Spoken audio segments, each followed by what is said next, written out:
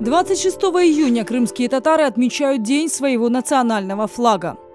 Полотнище голубого цвета с золотой эмблемой, которая называется Тарак-Тамга. Сегодня флаг крымских татар знаком каждому украинцу. 30 годами ранее о нем знали лишь сами крымские татары, сберегшие собственную идентичность в депортации.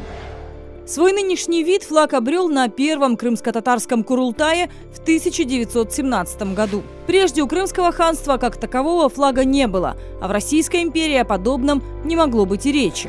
В качестве основного элемента был выбран родовой знак династии Гиреев, основателей Крымского ханства, прославившихся справедливостью правления. Именно поэтому одна из интерпретаций значения Тарак-Тамги – это весы, гармонически удерживающие равновесие.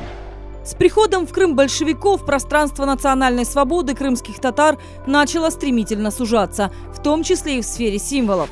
Спустя всего 4 года после Октябрьского переворота крымско-татарский флаг был назван национально-буржуазным, а значит антисоветским. В 1944 году после депортации флаг и вовсе был запрещен, ведь объявленные предателями крымские татары такой привилегии не заслуживали.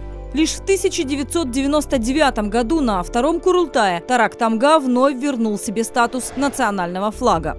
После этого над крышами отдельных домов в Крыму все чаще можно было увидеть голубой флаг с золотым гербом.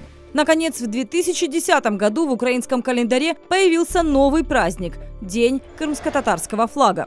С началом аннексии Крыма России флаг стал символом сопротивления крымских татар агрессии северного соседа.